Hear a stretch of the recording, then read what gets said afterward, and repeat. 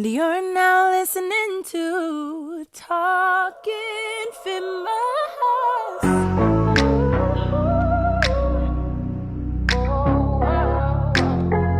Happy New Year, TLKInfamous. I'm socially and co-host Saint. Yes, and today we have our guest, Shawn Antoine II. What up, what up? Yes, he is a filmmaker / producer, also, Athlete, mission director, everything. One of the youngest in the nation, by the way.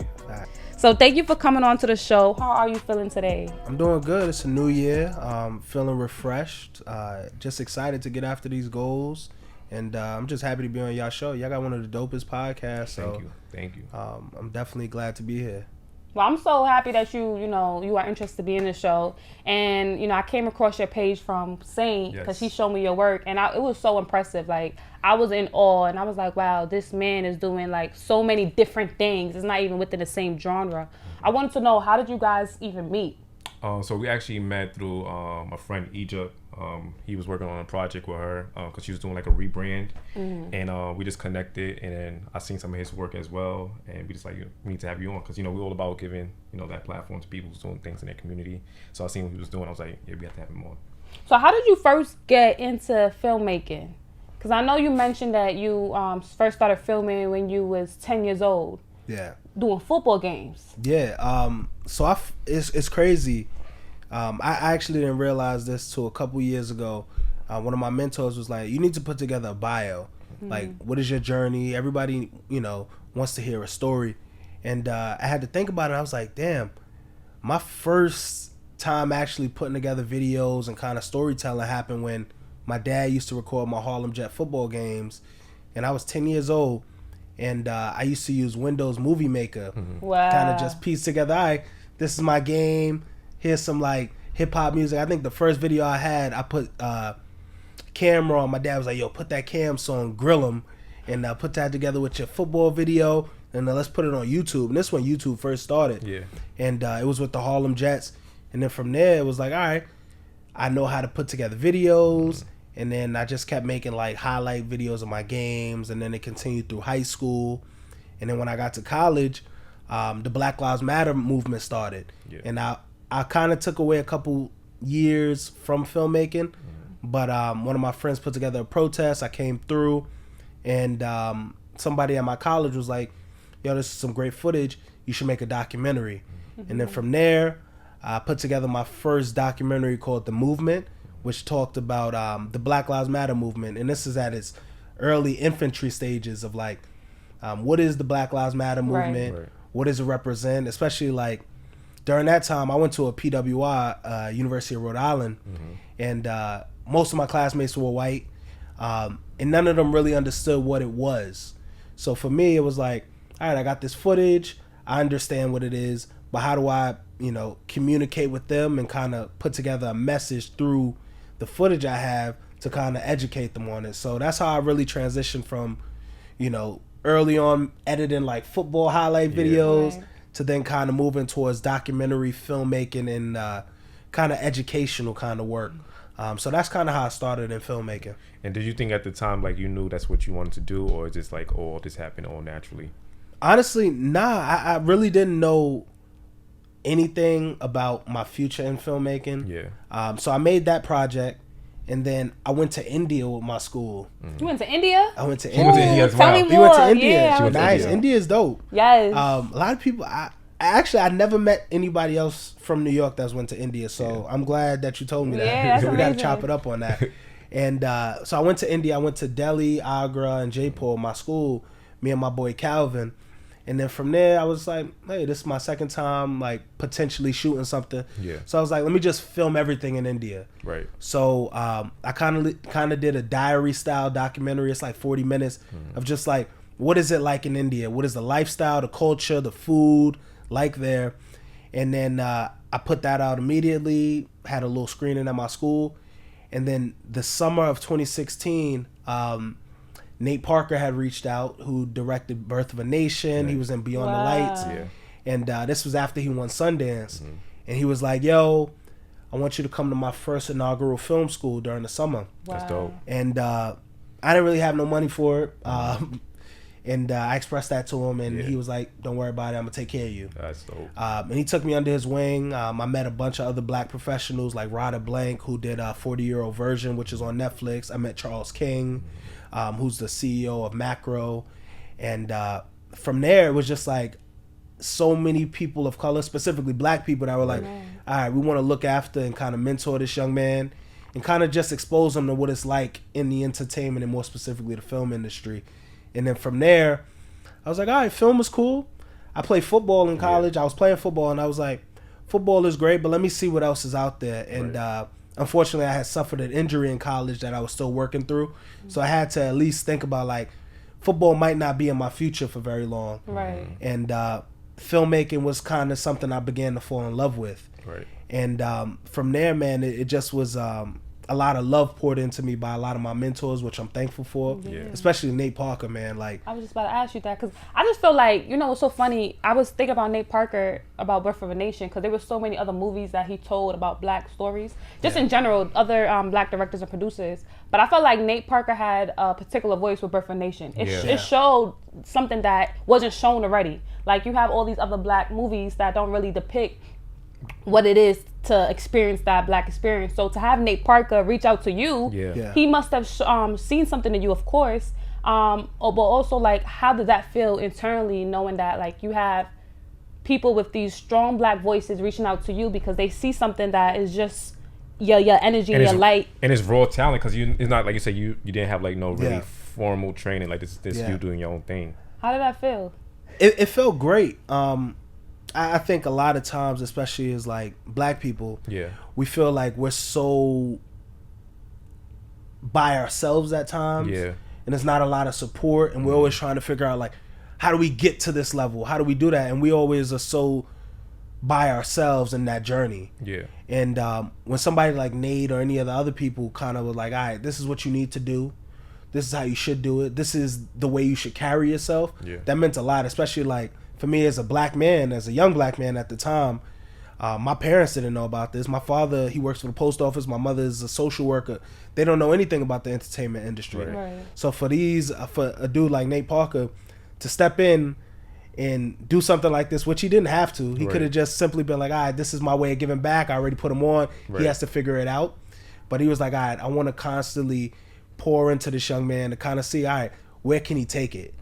So that meant a lot for me. And then just speaking of like the work Nate has done, it wasn't just me. And he was able to do that at the time for the first film school, and it's now in his 6th year.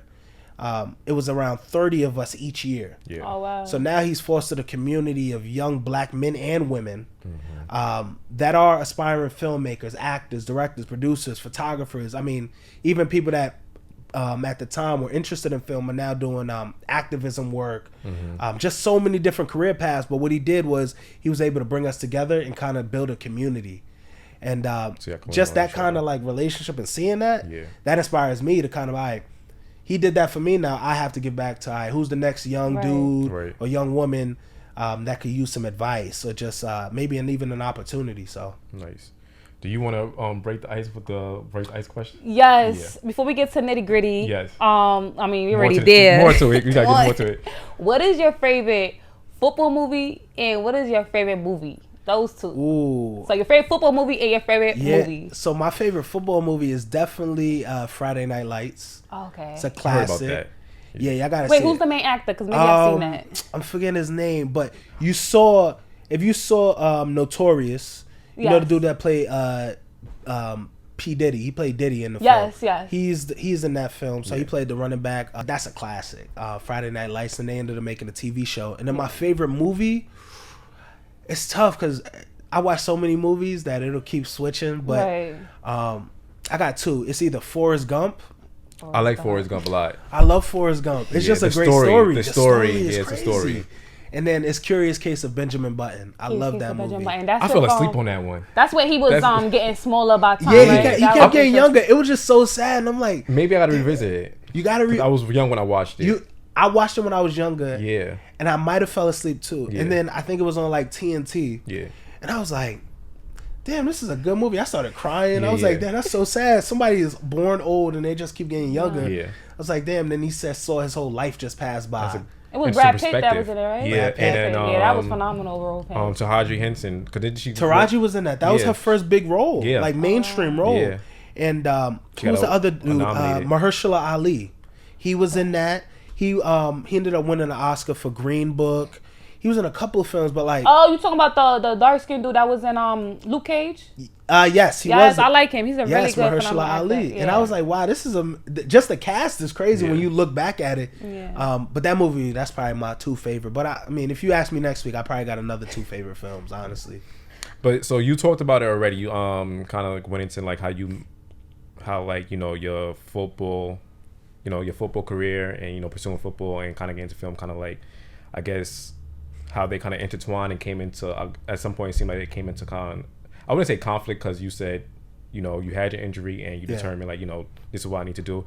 How would you say the two have informed each other, if they have, or shaped your perspective? I think definitely my relationship with sports at the time. Yeah. I was so invested in sports, which I'm so grateful for. It provided me a full scholarship to college. So many amazing relationships, but it also made me understand that, especially sports, as you continue on and you move further along the journey of just like collegiate sports and stuff, it's a business. And it made me grow up fast once I got injured, because I was like, wow, as much as you're an asset to a program and a school, at any moment you could then become a liability, and everybody around you perspective and your relationship could change. Wow.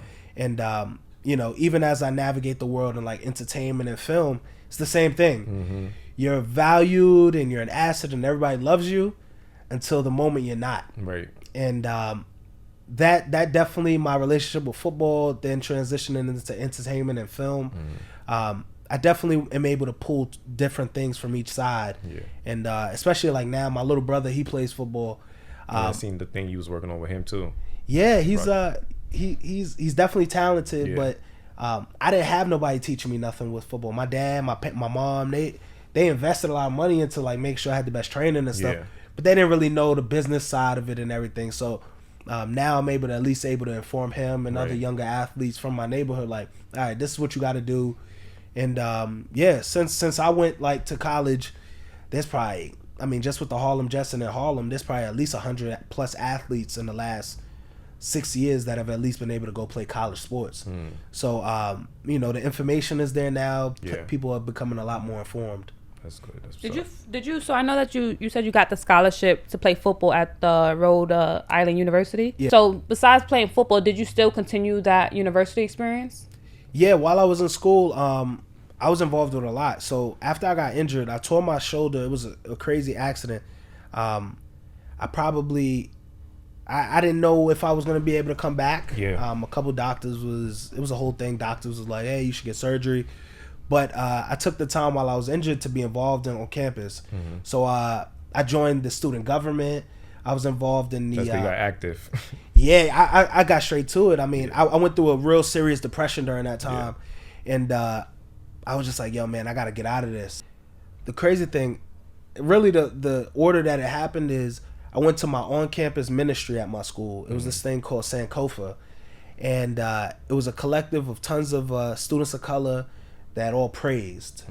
And there were students that, it might have been like 2 other athletes there, somebody on the basketball team, and then 1 other football player.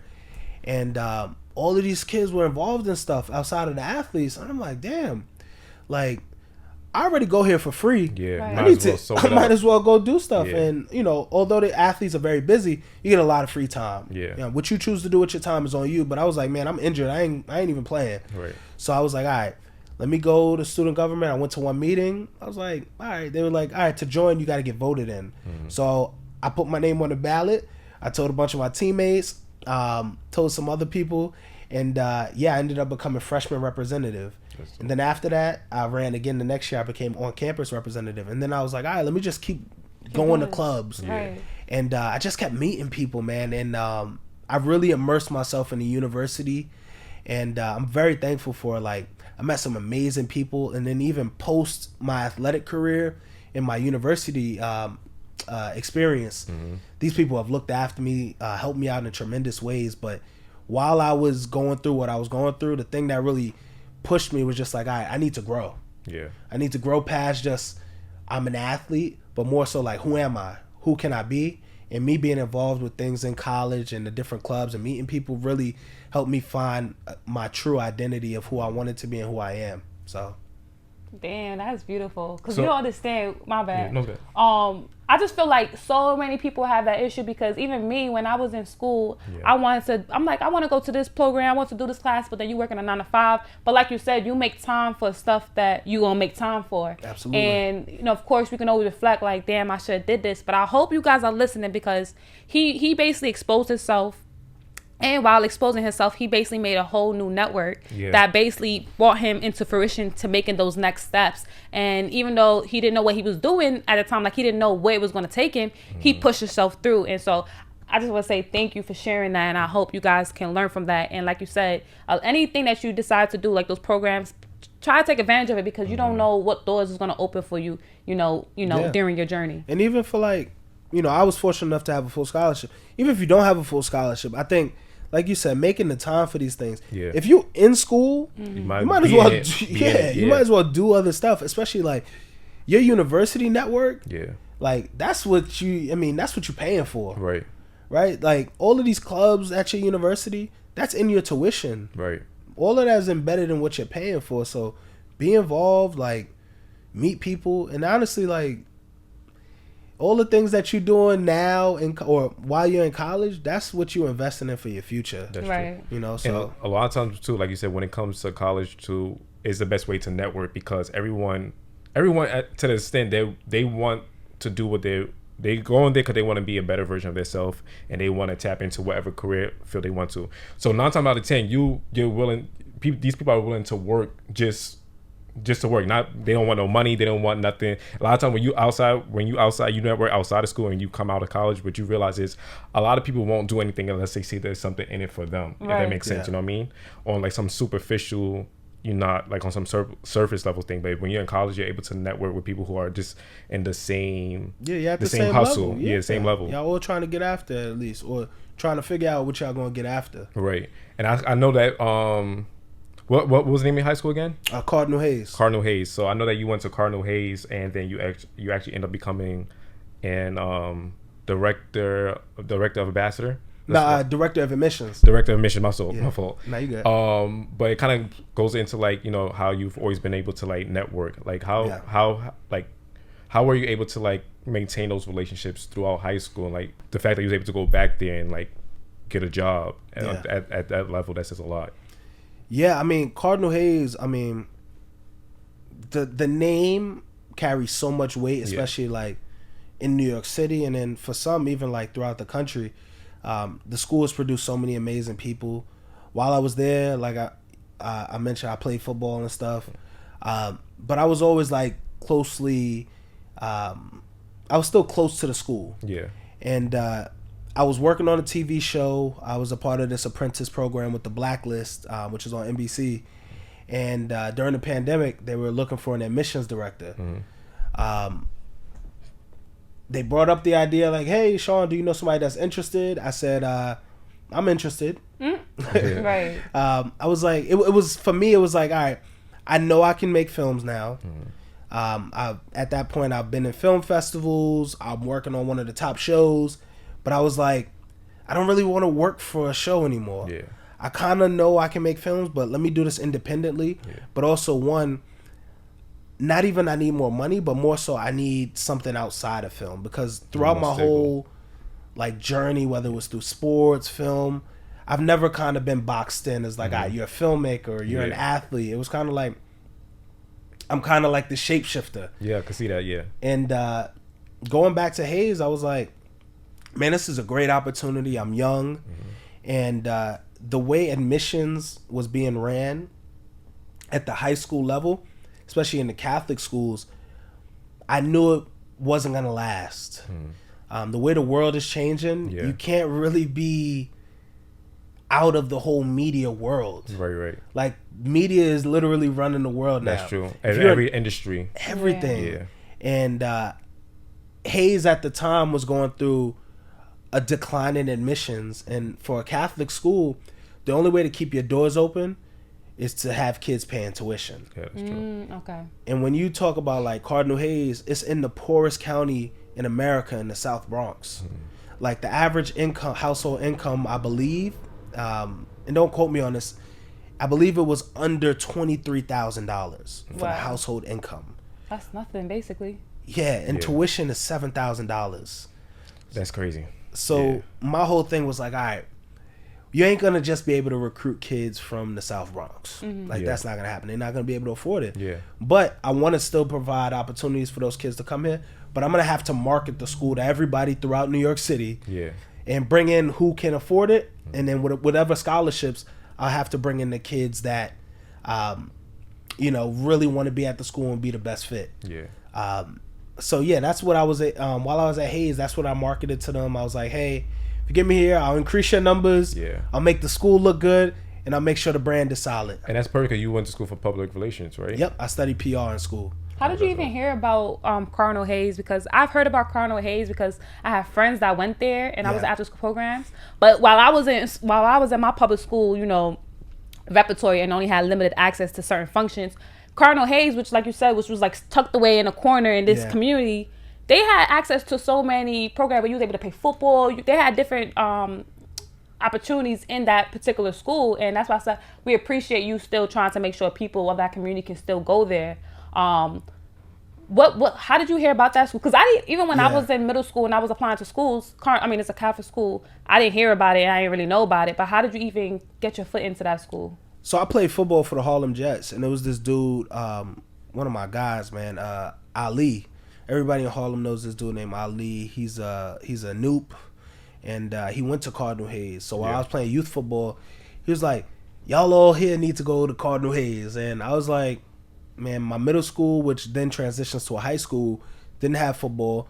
I was like, I really want to keep playing, and I hopefully want to earn a scholarship to college because my parents can't really afford college.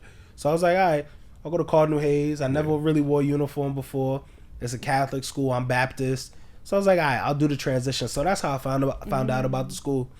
And then for me, I was like, man, it's only 2 train stops away from where I live in Harlem. So that's how I found out about Cardinal Hayes. Yeah, so y'all both from Harlem, right? Yes. Yeah. So what train line y'all on? Like A, B, C, D.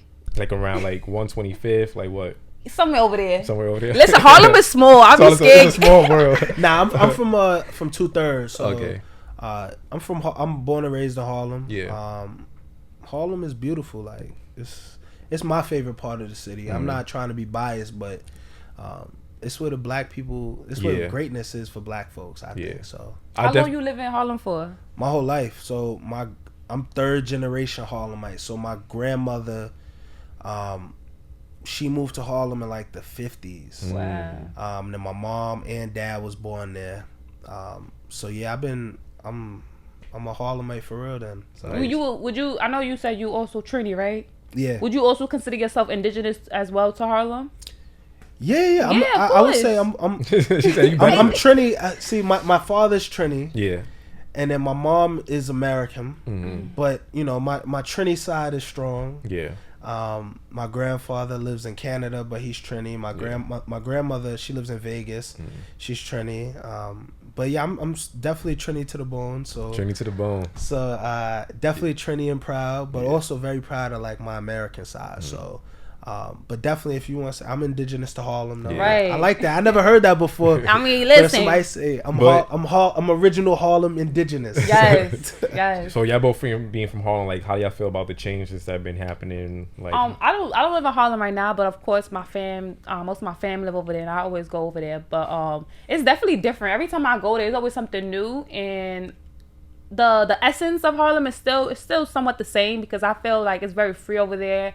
Very loving. I feel like everybody cares. It's just like everybody's in their own space but living together. Yeah. That's my experience. It's I do feel active. It's very active. Yeah. That's one thing. You're gonna have a good time in Harlem. And like I said, the changes I'm still trying to have an appetite for because growing up in Harlem, you get so nostalgic to how Harlem was. Yeah. And of course there's always gonna be changes anywhere you go, but I'm still trying to take it all in. What about you? Yeah, see, my whole perspective on like the way Harlem used to be, like I remember growing up in Harlem, like it was always beautiful because I remember the days everybody was outside. Right. I used to play in front of my building as a kid. Yes. It was always, and it still is always very beautiful during the summertime. But I think like as more foreigners started to move in, Harlem changed, not because like I don't think as many black people were being forced out, but so many other people were able to move in and kind of move into these nicer buildings, renovated buildings, and the people that been here for so long aren't even really able to move into these places. So that kind of rubs me the wrong way. I still think Harlem is still like, although like some of my friends in DC be like, Harlem is gentrified like DC. I'm like, it's still very black. Yeah. Like, that's true. You go in any block in Harlem, it's still mostly black people living on that block. I would definitely say out of all the boroughs too, like I can go to Harlem and just find a lot of black owned stuff. Yeah. A lot of black owned shops still. And it's like, see, like when you come to Brooklyn, it's like Caribbean. Yeah, Queens is like, you got like Caribbeans, Asians. Bronx, you got like, it's everything, like Hispanics, Caribbeans, Africans. But like in Harlem, that's like Black Americans still. Right. That's true. That's true. And that's probably the only place in the city that's still like that.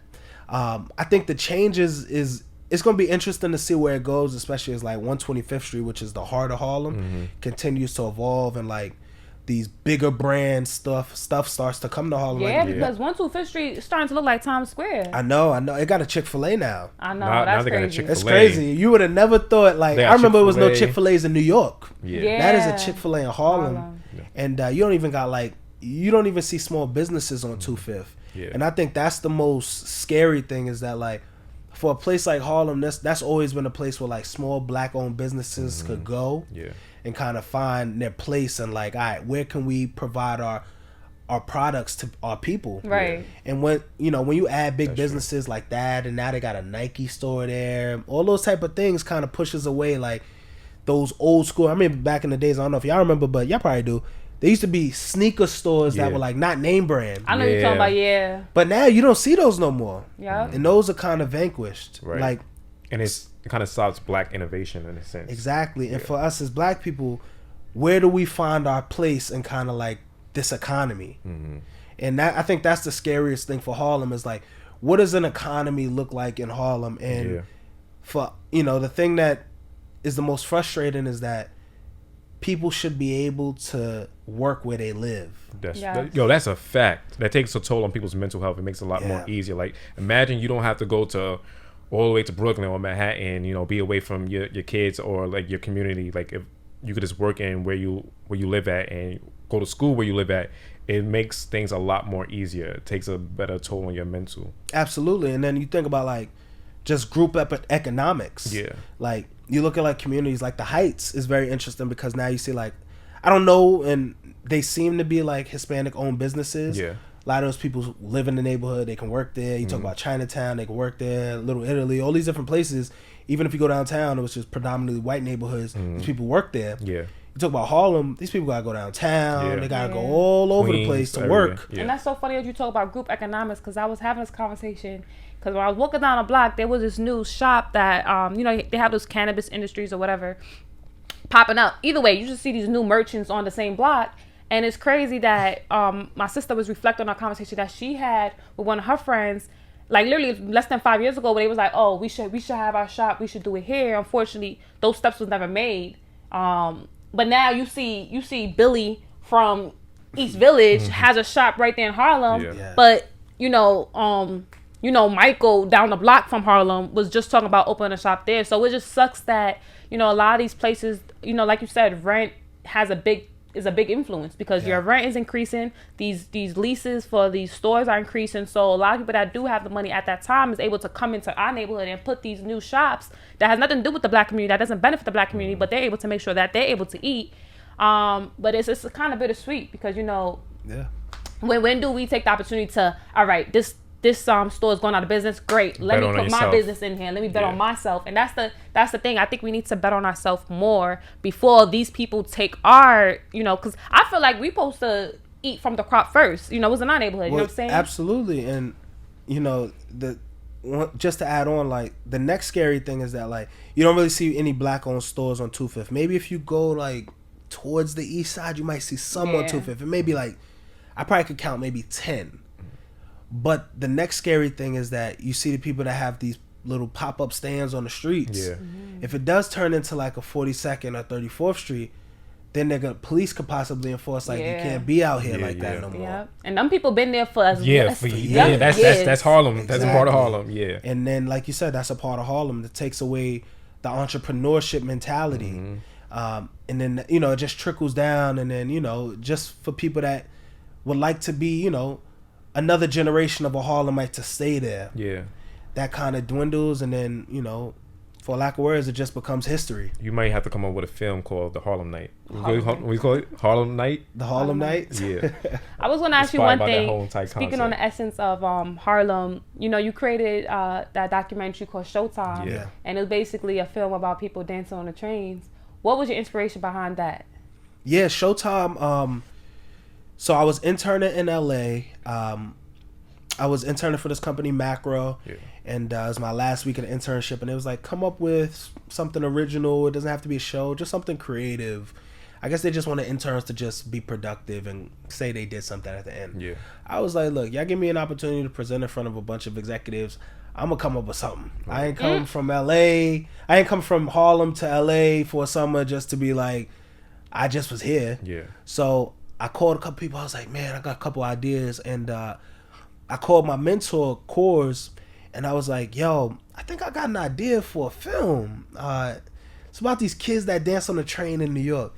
He was like, this is interesting. Yeah. And then me and him just kept beating each other, like throwing ideas at each other.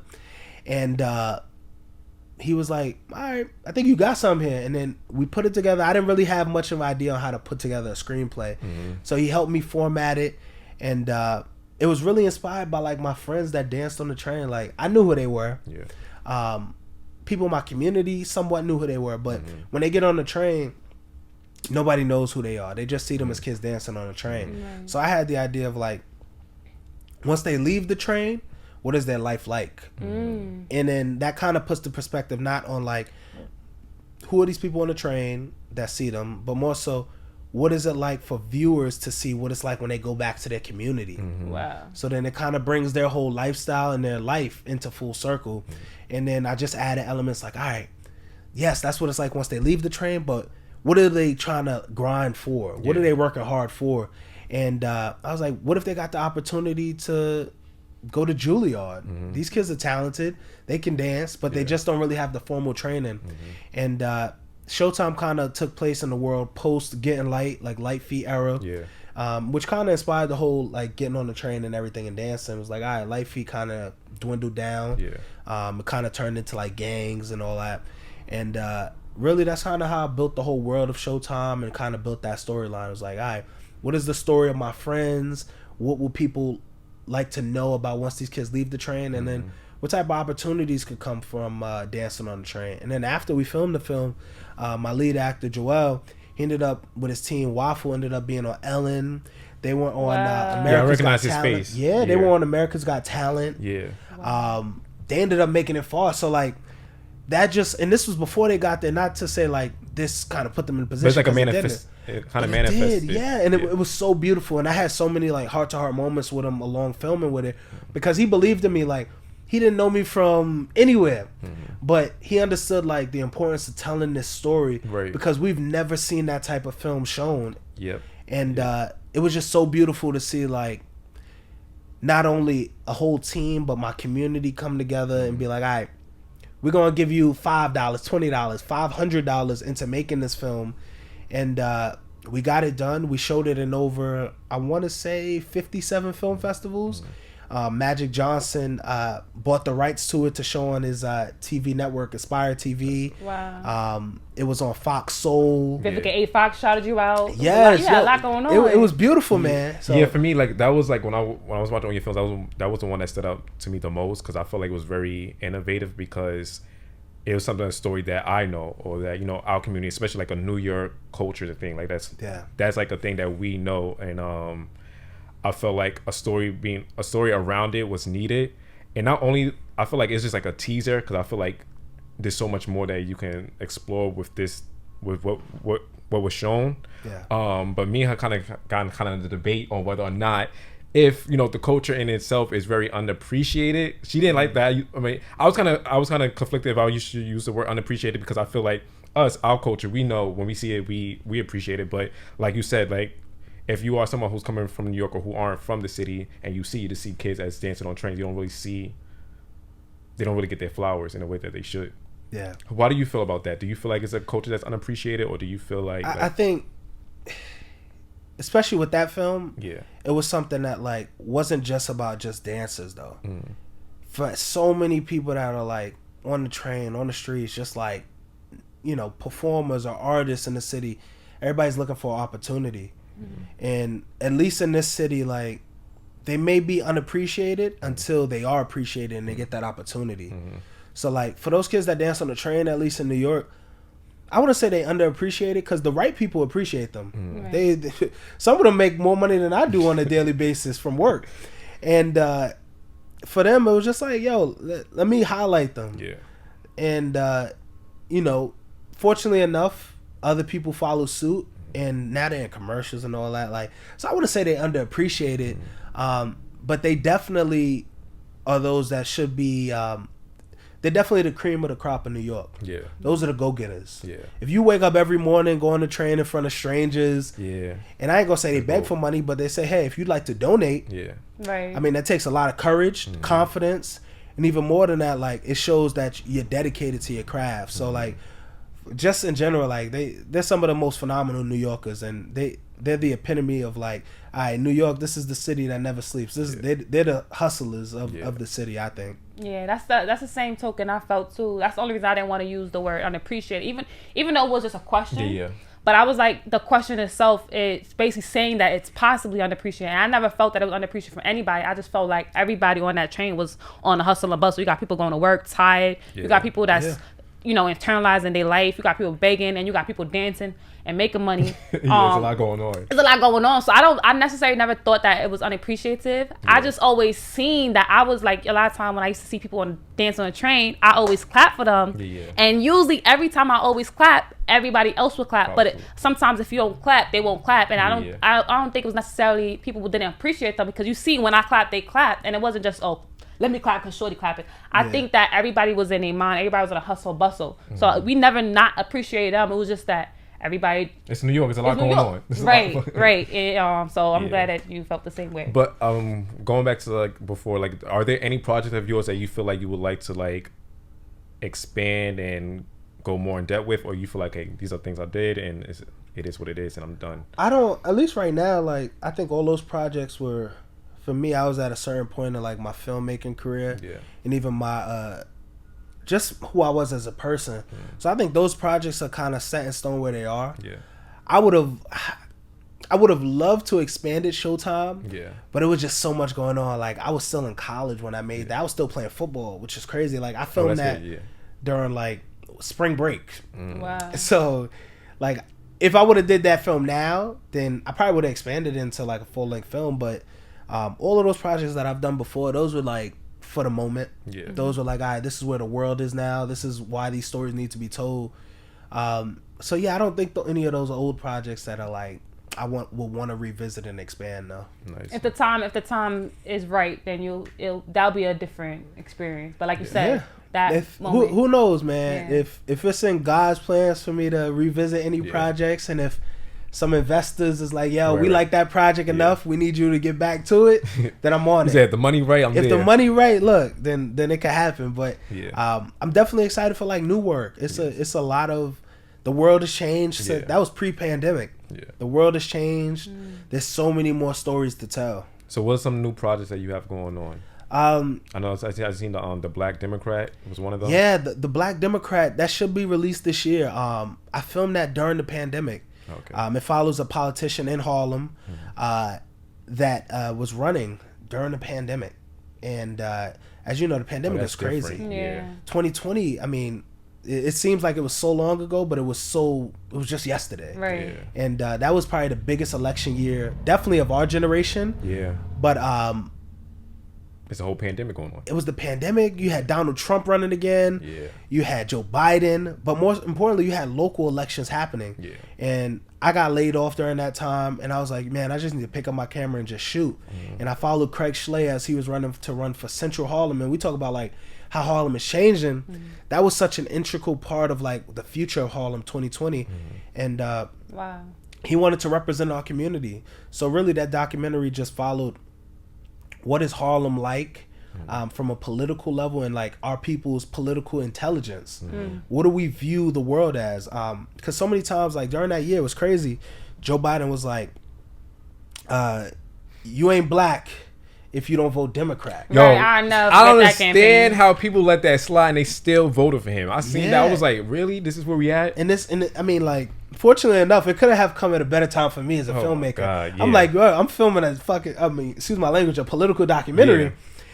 And this dude says that. And at the time, I'm filming people from Harlem that are conservative, that are far left, far right. People have been there since Biden been doing his bullshit in the 90s. They see what he been doing back then. And they don't care if it's that just got me heated. Black, white, Democrat, Republican. They care about, you know, what's happening to them. Yeah. So I was able to film like not only what it's like to run at a grassroots level of politics, but also what the perspectives are like of people in the community, which is so important, especially as like black people political views are not a monolith. Yeah, we think so differently. Yeah. And that documentary, I'm very excited. I'm still editing it, but just the views that I was able to capture, I think it's so beautiful and it's so important, and especially as we lead into the next election, I think that project is just going to be so great for people to have discussions about. And another project I'm working on, and it's funny, like all my projects, I don't want to say all my projects is about Harlem, but like no, but that's what I love, man. No, I love that. It's what I love. Seen it in your work, like it's like it's very raw, very New York, very prideful. I get a sense of like where you from when I see your work. Nah, thank you. And the next project I just finished filming last summer was about Kingdom tournament, which is so much history has happened in this basketball tournament in the middle of Foster, also known as King Towers, between 112th and 115th Street. That tournament's founder, Honcho, he actually retired this year after 37 years of putting that tournament together in Harlem. So just a little notes about that tournament. Some would say Light Feet was created in Kingdom. So Voice of Harlem, who created No Music, created No Music in Kingdom tournament. So he actually was saying No Music with the claps and everything 3 years before he actually got in the studio and recorded that. So from there, DJ Webstar was there. Tiana Taylor's first time singing was there. You had people like Dame Dash, Diddy, NBA players like Kemba Walker, all going to this tournament. Right in the middle of the projects. And, you know, historically, just Kingdom, Foster Projects has probably been one of the most violent and dangerous projects in Harlem. But that tournament has remained a staple of the community for so long. Together. And I was able to film this summer, which was probably, I think, I haven't been able to go to Kingdom because it's not in my hood in Harlem, and Harlem is so divided. And I was able to be a part of that tournament this summer, just filming and documenting it. It was just so beautiful, man. There was no violence this year. Queen of Harlem, Michelle Smalls was a part of it. Puma came in, Amazon. Dope. And I was able to just document what this tournament is. I was able to get archival footage from the 80s. Wow. And I'm finishing that up. Hopefully should have a couple edits in the next couple weeks. But those are just a part of just some of the stories I like to tell. Because I was speaking to Miss Dickens, Inez Dickens, who's the representative, assemblywoman of Harlem. And I was telling her, as, you know, people in Harlem get older, you know, the gatekeepers, for lack of words, get older and they pass away, the history of Harlem will also. And if nobody is documenting this, all these people that come in the next 20 years, they'll be able to tell whatever narrative they want to about our community. And that is so dangerous. And you talk about history throughout thousands of years ago. Whoever controls it, man, I mean, they create whatever narrative they want about the people. Shit, especially with AI and all this new technology advancement. It's scary. Yeah, it's scary. It's scary. And for me as a filmmaker, I take a tremendous pride and responsibility in really putting together these stories and cultivating just, you know, the necessary components that'll make sure that we're represented in the best light. Right. Because it's so important, man. I've seen so many people, when they passed away, they say so many things about them, and you don't even see anything about them. Like, you don't see photos, you don't see videos. Yeah. And we got to document ourselves. So even for y'all and anybody watching this, like, take more photos, record. Y'all can filmmake too. Y'all already doing your podcast. Tell the stories of y'all family members. It's so important, especially as y'all talk about y'all grandkids, y'all great grandkids. Like, they got to know. It's funny. My grandma, she was drinking wine one night, and she was like, "Isaiah, I want you to tell my story when I pass." And I took it to pride, because like my grandma, she's a very hard woman, and it's a lot I don't know about her, but she was just telling me mad different things. I'm like, wow, like I could really tell a story about her life if I wanted to. But I think, like you said, it's really important to like document, you know, our lives, but also the people that we love and stuff like that. But yeah, I'm definitely gonna do that. I'm probably gonna have to. That was great. Yeah. I love this. I love that, because you know it's so funny. I was talking so funny. Everything's so funny. My brother was telling you, like, we was going past, you know, through Harlem and going through the architecture, and we'll literally just walk around and look at the scriptures and everything, a part of like the old architecture. And I didn't know, like, until the last 2 years, that we actually had castles in Harlem. I don't know if you ever looked at the architecture, but I'm only bringing this up because I would have never known that if I never stopped and look at, okay, you could literally look at a building and see where the new architecture was made, you know, in the last 20 years. So a lot of the old history of Harlem is being erased, whether it's, you know, modifications, changes, and stories. So like I said, I truly resonate with what you're saying. And like you said, I agree. It shouldn't only be you. It should be more of us documenting all the changes that's happening, because like you said, we are our own storytellers. Yeah, and it's, you know, it's not as much as it should be. We need it. Yeah, we need it. Because, like, especially as we want to really continue to, like, I don't want to say, like, expand or, like, take back, but, like, just remain a staple in our community, we got to be able to control the narrative. And that's something, Nate Parker told me this at a young age, man. He said, yo, you got to control the narrative. He kept saying that, control the narrative. And as I got older, it started to make more sense to me why it's so important, especially in the media, man. You could say one thing, now twist it, edit it, and man, you just stuck. Yeah. And that's just something that we as Black people got to do. We have to. And it's crazy going back to what you say about the media, how they twist your words. I don't know. It feels like it's getting worse. You would think that with us having these platforms to have our own voices, that it would be a lot more easier to get your message clear and clear and concise. But it feels like, I don't know because there's so many opinions, or it feels like, I don't know what I say it was getting worse or not, but it feels like it's a lot more like foggy. I think it's all about like money. It's a lot of money involved. Everything is clickbait. Everybody wants, like, I think everybody wants a quick dollar too. It's the whole thing of like, I want to make it now. So any way somebody could kind of get attention, it's more popular and kind of like emphasized in society. But like, it'll change. This is a phase. As long as people stay true and, you know, remain honorable, then you'll always win in the end. So, you know, just for y'all, like, even with y'all show, like, keep doing what y'all doing, dude. Y'all doing amazing work. Y'all giving a platform to people, and y'all are great folks. So as long as y'all are being honest and true in y'all work, it'll pay its dividends down the line. So I think that's for everybody. Like, just remain who you are, remain solid, and you'll win. Nice. I do have you have any other questions you want to answer? Now, Shawn Antoine the second, right? You remind me of this quote, like, just always bet on yourself. Like, literally, when I look at your page or when I hear you talk, I'm just thinking, bet on yourself. Any advice that you would give to our viewers that's listening? Biggest advice is take more risks. And I think when people say take risks, I think there has to be a certain intelligence a part of that. I think as we get older, we have to become more wiser. Amen. Because there's so much more, the risk becomes so much more like detrimental as we get older. Like, you can get in a lot more, you can lose a lot more and get in so much more trouble as you do more riskful things, and if you don't come out successful. But take more calculated risks, and then more importantly, like, just do your best to just become a better person. Like, at the end of the day, the only thing that matters is how you're remembered, how your family remembers you, how your friends remember you, and what type of stories they tell about you. So that's the one thing I could say to people is just remain honorable, become a better person, and take more calculated risks. Bet on yourself. Thank you. And please let us know where can we follow you and any other links and platforms that you're on. I'm on all social medias. You can follow me at Shawn Antoine II, ShawnAntoinei.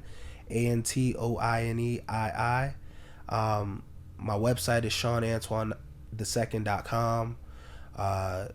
If you hit me up on any social medias, I always respond. If you got any questions, I'm big on each one teach one. If I can help you, let me know.